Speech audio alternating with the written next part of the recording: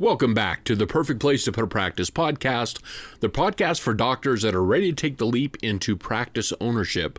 I'm your host, Mike Green from Dr. Demographics, and today we're diving into a topic that's all about getting ahead of the curve in 2025 and 2026 for finding those not so obvious deals on professional practices for sale and at a great price. Stay tuned.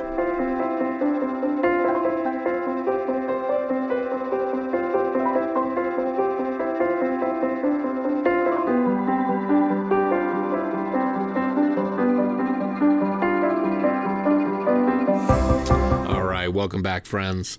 Hey, before we get started, I just want to say a big thank you to all of you who have been listening to the podcast, given us great feedback for so many years. You guys are our clients, you are our friends, and we want to do whatever we can do to help this transition to practice ownership, or for you buying your second, third, or 15th practice location as easy as possible. Dr. Demographics is committed to that. I am committed to that. Whatever we can do to help that process, we're all about.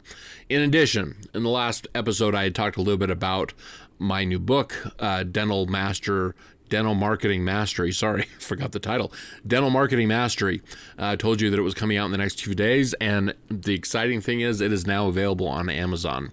The soft cover is available on Amazon, waiting on the hardcover, and then I'm currently recording the audiobook. And so if you'd like to go to Amazon and order that book, I set it for a great price that's accessible to everybody. I would appreciate the feedback and the support. Again, thank you so much for those of you that have given us support up to this point.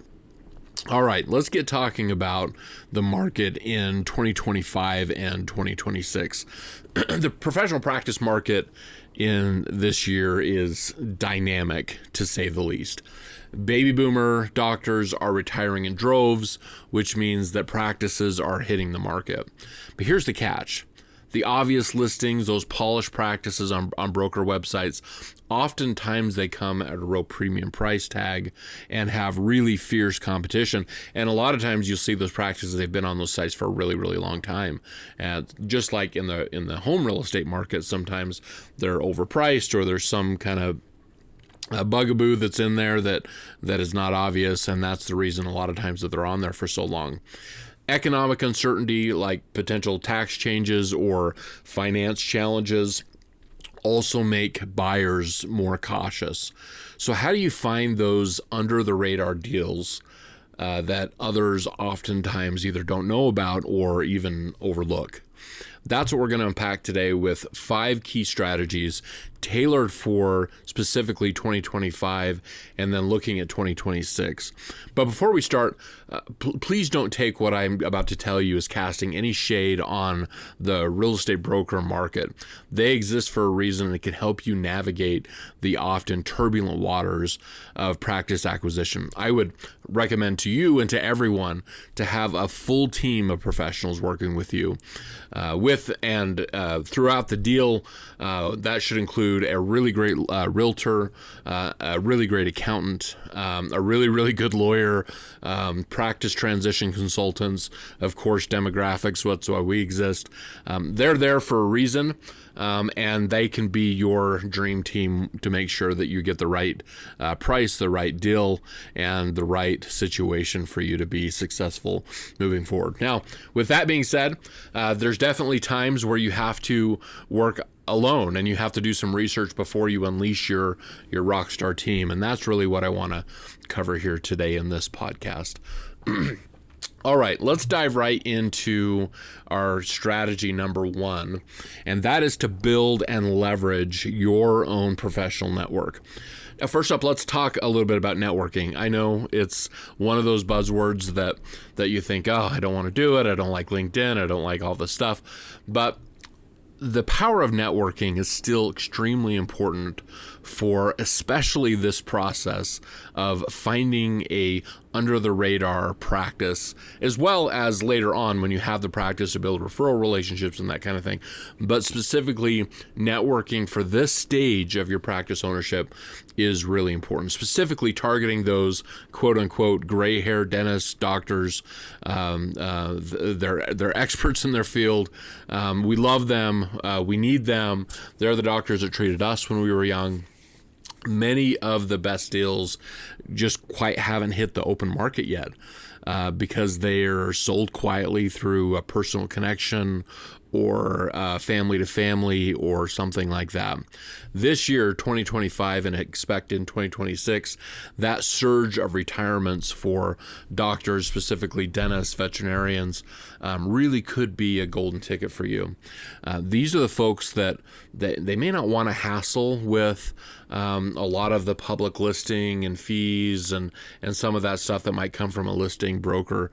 And they may want to work with you, at least at the beginning stages, the beginning talking stages, directly with you. And that's okay at that stage. Of course, again, you want to bring in your power team later on to make sure all of the contracts and everything is where it needs to be. But they may want to start that conversation with you. So here's how you make this work. You start by attending some local professional meetings, study clubs, continuing education events, and don't just show up. Be really intentional.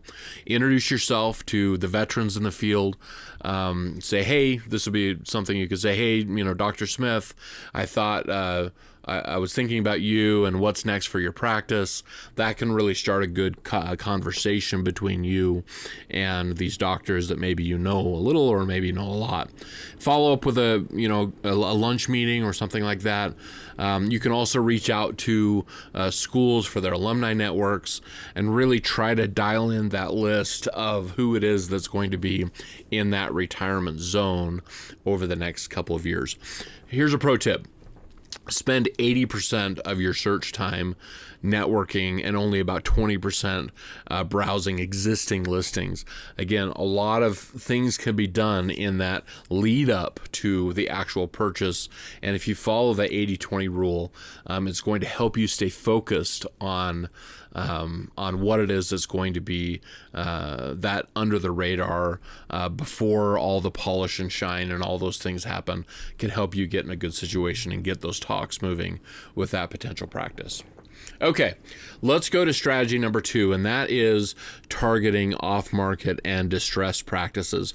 So let's talk about those type of practices for a minute. A lot of times they can be a hidden gem. I was thinking about these type of practices. They're kind of like buying a distressed residential home in a lot of ways. And my wife loves watching those shows on TV of them. They go in, they redo it and all the stuff. And as we all know, sometimes those things are a disaster. And again, that's why you need a smart person in your corner to look at those. But oftentimes, those can be the best situations that you can get in.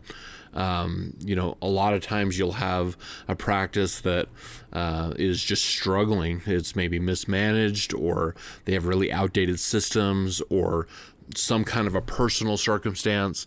Maybe it's the primary doctor's health that's failed, or a forced relocation, something like that.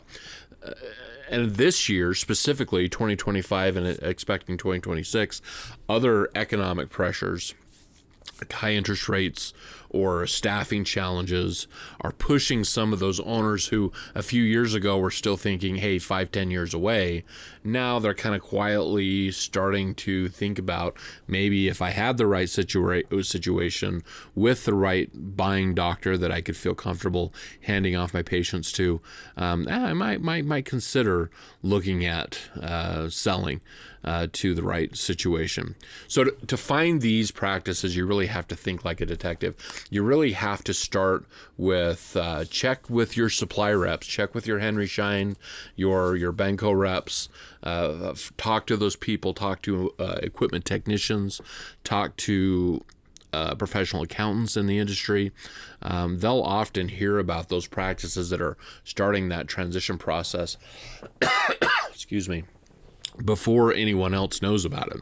And you can even drive through the neighborhood that you want to be in and look for practices that are pretty clearly outdated. If their sign is old and broken down, if the parking lot has weeds growing up through it, you can spot those practices pretty quickly, and you may be welcomed with a ticker tape parade as you walk through the door, letting them know that you're interested in potentially making an offer on the practice.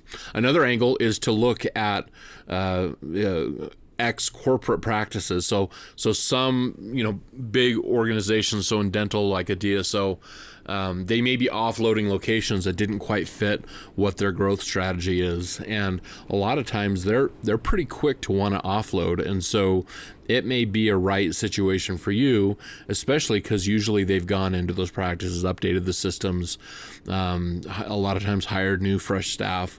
They may be priced to move, and so depending on where you are in the country, that could be an option, as well as looking at where the DSOs are and if there's any practices that they want to offload. So let's look at strategy number 3, and that is to use an outreach method that is a little bit out of the box, a little bit creative. So 2025 is really all about that type of method. The old school ways of, emails and phone calls still certainly work. No, they will always work. But sometimes you've got to think of, how can I do something that's going to be a little out of the box, going to be a little different, a little bit, I don't want to say outrageous, but something that's just going to stand out a little bit from the 50 other emails that the doctor might get. So, for example, you might say, hey, Dr. Jones, I'm a local dentist looking to acquire a practice in Kansas City. Love to hear about your plans and any leads you might have. Now, just looking at that text, it's like, oh, okay, here's a young doctor that maybe I could help by knowing of things in my network that might be for sale. But what you're actually asking is that doctor might say, hey, you know what? Maybe I need to think about selling. And so then that conversation can start. Phone calls, even bolder. You can call a practice directly and ask to speak with the owner. And you might say, hey, Dr. Jones, this is Dr. Green. I'm exploring some opportunities to buy a practice in the area. Do you know of any that are considering a transition? Those kind of questions are not, hey, do you want to sell? Kind of a little bit more of a marketing fluffery type way of going about it, that you can, again, plant that seed and start building a conversation. And don't overlook social media. You very, very wise to join professional groups, platforms, rooms that are specific to your world. So LinkedIn, Facebook, of course, they all have those type of discussion rooms where you can join with other vets or other dentists that are looking at the transition journey. You may even want to share your journey as a buyer organically. If you're a quote-unquote social media person, influencer, if you share out there that, hey, I'm on the hunt for a practice in Houston, Texas, you might be surprised what kind of leads will come through the door that you weren't expecting. Okay, let's move on to strategy number 4, and that is to explore a creative deal structure. So here's where things can get pretty exciting, and that is being creative. And again, if you have the right team behind you, the right real estate person, they're going to be all about this. They're going to love the fact that you want to be creative and the buyer wants to be, or the seller wants to be creative. And so that's so important to find that right team. But in 2025 specifically, financing is kind of tough for a lot of buyers because of high interest rates or just straight up stricter lending standards. That means that a lot of sellers might be open to some kind of flexible terms to close the deal, especially for less competitive listings in areas that are maybe not moving as quickly. Options like seller financing, earnouts, deferred payments can all make a practice more affordable and attractive to buyers. For example, if a seller finances, the seller financing lets the seller act like the bank, leading you to purchase part of the practice over time. That will reduce your upfront cost and shows the seller that you're committed. Earnouts tie part of the payment to a future performance that can lower the risk on both sides. And deferred payments can help everybody in the situation, especially if the doctors are looking at slowly retiring. You can spread those payments over a course of years, and that will help ease the cash flow, especially for some of you younger buyers that pockets aren't quite as deep. These structures are super common with smaller practices. I would say grossing under about $2 million. They often face less buyer interest, and so when you work with your professional broker or a lawyer to help negotiate those terms, you can start building in some of that creativity that will help you in that process, and quite frankly will help the seller as well. And so it can be a really good symbiotic relationship that you two have, and can create something in the future that's a win-win for everybody all the way around. So strategy number 5 would be to focus on fixer-uppers and sites with growth potential. Now, again, you need to be the right person. And if you're not the right person, this can be a disaster. But if you are the right person, this can be a really appealing way to look at. Look at practices that are super outdated, have really old technology. Gosh, I've run onto practices as recent as this year that are still using a lot of paper in their organization, still have a fax machine, still have all of those things that they are relying on, and they just haven't changed since 1983 when things were going great for them. Buyers in 2025 are going to be prioritizing growth potential. I know that you will as well. And so a lot of times these practices that have not updated their systems, which include their marketing and their new patient acquisition efforts, they'll come at a discount because of the work that'll be involved. One of the key ways to identify one is finding ones with good fundamentals. Are they in a good location? Do they have a loyal patient base? And is it a situation where you're going to modernize, or is the building rotten and falling down around them? You want to look for practices with low overhead, consistent production, especially the meat and potatoes, the nuts and bolts production, like for dental, just like make sure your hygiene production is really good. And ideally, you'd have some room to expand, to other services. Practices grossing, somewhere between 750 and 1.2 will have a pretty clear growth opportunity in most markets if the right marketing strategy is in place. So before buying, you want to do obviously great due diligence. You certainly want to get a site viability report from Dr. Demographics. You want to talk to your accountant, all those things, and that's where you unleash that professional team to get it done. And don't forget about your equipment dealer. Bringing them into the process to upgrade the tech and the equipment and get you a really clear indication of exactly how much that's going to cost will be a pretty key piece for you to be successful. So as to be successful, let me finish up with a quick story. So recently spoke to a doctor, a young dentist in Colorado. She had found her dream practice through a tip through her supply rep. The practice wasn't listed anywhere, owned by a retiring doctor, hadn't upgraded his systems for many, many years. She was able to negotiate a deal with partial seller financing, able to invest in modern tech. And within a year, she had doubled that practice's revenue. And it was great for the seller too, because he was able to be proud of that legacy that was built. That's the power of thinking outside of the box and chasing those not so obvious deals.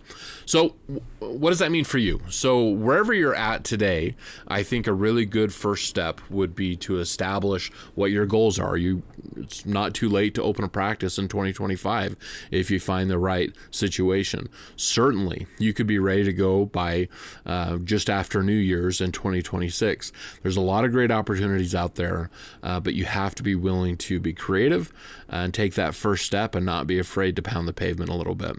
I hope this was helpful. I know many of you can feel quite frustrated in the practice acquisition process, and I think sometimes that's because you're too reliant on the very traditional old school methods of finding new practices. So hopefully this opened up your mind a little bit and got you thinking about some other ways where you can find those not so obvious deals, practice deals.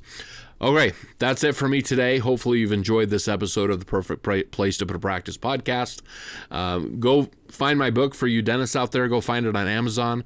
Just Google Dental Marketing Mastery by myself, Mike Green from Dr. Demographics. I'd love to have you experience that book and tell me what you think. And with that, we will see you on the next episode.